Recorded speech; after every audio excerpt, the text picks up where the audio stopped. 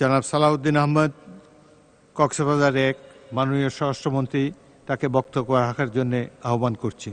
মাননীয় স্পিকার, আপনাকে ধন্যবাদ। আজকের এই মহান জাতীয় সংসদের দাঁড়িয়ে আমার প্রায়ই মনে পড়ছে,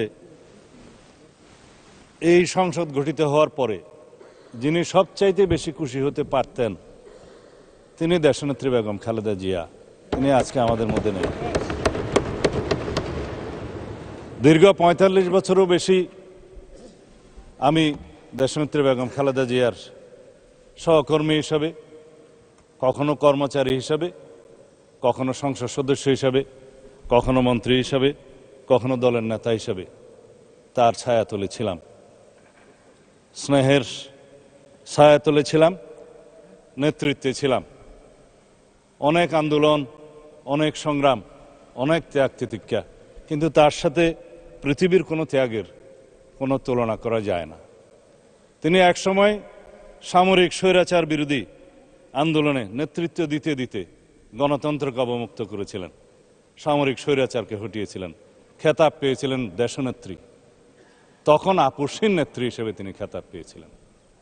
তারপরে গণতন্ত্রের যে যাত্রা 1991 সালে শুরু হলো, সংসদীয় গণতন্ত্রের যাত্রা শুরু করলেন।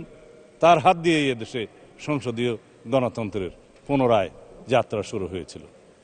তার হাত ধরেই এদেশে তত্ত্বাবধায়ক সরকার পদ্ধতি চালু হয়েছিল এবং তার হাত ধরেই বাংলাদেশে গণতন্ত্র এবং নারী শিক্ষার অগ্রগতি হয়েছিল অভূতপূর্ব। 2001 সালে তিনি যখন আবার প্রধানমন্ত্রী নির্বাচিত হলেন, আজকে আপনারা অনেকেই এই শোক প্রস্তাবে বলেছেন 3 বারের প্রধানমন্ত্রী। তিনি আসলে 4 বার শপথ নিয়েছেন প্রধানমন্ত্রী হিসেবে। 1991 সালে প্রধানমন্ত্রী হিসেবে, তখন রাষ্ট্রপতি শাসিত সরকারের সময় 1 বার প্রধানমন্ত্রী হলেন। তারপরে সংসদীয় পদ্ধতির সরকার ব্যবস্থা চালুর পরে তিনি আবার শপথ গ্রহণ করলেন, 2য়-বার প্রধানমন্ত্রী হলেন। 3য়-বার প্রধানমন্ত্রী হলেন 2001 সালে এবং 4র্থবার 1996 সালে 6ষ্ঠ জাতীয় সংসদে তিনি প্রধানমন্ত্রী নির্বাচিত হলেন। এই 3 বার, 4র্থবার 2001 সনে প্রধানমন্ত্রী নির্বাচিত হলেন। তিনি অপরাজিতা। বাংলাদেশের রাজনীতিতে এরকম আর কোনো নজির নাই, উপমহাদেশে আছে কিনা জানি না। যতবারই, যত আসনেই তিনি নির্বাচন করেছেন, ততবারই তত আসনে তিনি নির্বাচিত হয়েছেন। তিনি আপসহীন দেশনেত্রী হিসেবে খেতাব পেয়েছেন। বিগত সময়ে স্বৈরাচার বিরোধী, সামরিক স্বৈরাচার বিরোধী আন্দোলনের সময়ের ধারাবাহিকতায় বাংলাদেশের গণতন্ত্র যার হাত দিয়ে বারবার অবমুক্ত হয়েছে, সেই ধারাবাহিকতায় ফ্যাসিবাদ বিরোধী গণতান্ত্রিক আন্দোলনে অবিরাম সংগ্রামের মধ্য দিয়ে তার নজিরবিহীন ত্যাগের নজির স্থাপন করে তিনি খেতাব পেয়েছেন বাংলাদেশের মানুষের কাছে দেশনেত্রী এবং গণতন্ত্রের মা।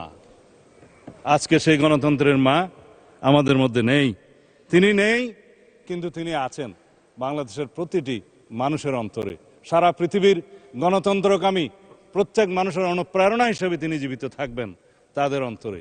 তিনি যদিও আমাদের মধ্যে শারীরিকভাবে নেই, সারা পৃথিবীর মানুষের গণতন্ত্রের অনুপ্রেরণা হিসাবে তিনি সারা পৃথিবীর মানুষের মধ্যে জীবিত থাকবেন, জাগরুক থাকবেন। তিনি আমাদের অনুপ্রেরণা জুগিয়ে যাবেন। তার সেই নেতৃত্ব, গণতন্ত্রের জন্য অপরিসীম ত্যাগ এবং তার সংগ্রামের কাহিনী আজীবন বাংলাদেশের ইতিহাস যতদিন থাকবে ততদিন দেশের মানুষ স্মরণ রাখবে এবং অনুপ্রাণিত হবে। আজকে দীর্ঘ আলাপ করার সময় নেই, কিন্তু তার জীবনে নিয়ে আলাপ করতে গেলে জাতীয় সংসদের অধিবেশন একটি কেন, প্রত্যেকটা অধিবেশনেই যেন কম হয়ে যাবে। সুতরাং আমি আজকের এই মহান জাতীয় সংসদে, যেহেতু আমাদের দীর্ঘ 17 বছরের রক্তের উপর দাঁড়িয়ে, যেই গণতান্ত্রিক সংগ্রামের উপরে দাঁড়িয়ে শহীদের আকাঙ্ক্ষার ভিত্তিতে যেই ভিত্তি নির্মাণ হয়েছে, তার ভিত্তিতে আমরা এই জাতীয় সংসদে দাঁড়িয়ে আছি, সেই জন্য আমি আজকে সময় বেশি নেব না। এই কামনা শুধু করতে পারি তিনি আমাদের গণতান্ত্রিক সংগ্রামে আজীবন অনুপ্রেরণা হয়ে থাকবেন।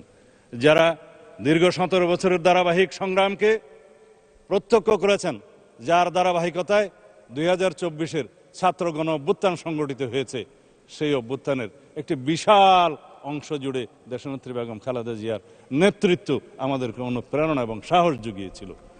যারা জুলাই যোদ্ধা হিসেবে পরিচিত, যারা জীবিত আছেন, যারা ছাত্র গণ অভ্যুত্থানে শহীদ হয়েছেন, যাদের আকাঙ্ক্ষা এবং যাদের প্রত্যাশা, জনপ্রত্যাশা পরিপূরণ করার জন্য আমরা আজকে এই জাতীয় সংসদে আছি। আমাদের প্রত্যেকের দায়িত্ব এবং কর্তব্য হচ্ছে দেশনেত্রী বেগম খালেদা জিয়া যেই বাংলাদেশ দেখতে চেয়েছিলেন, গণতন্ত্রের যে সুদৃঢ় ভিত্তি রচনা করতে চেয়েছিলেন, সেই সুদৃঢ় ভিত্তি সাম্যের ভিত্তিতে, ন্যায় বিচারের ভিত্তিতে, মানবিক মর্যাদার ভিত্তিতে সেই বৈষম্যহীন বাংলাদেশ আমাদেরকে বিনির্মাণ করতে হবে। আমরা সেই পথেই যাব।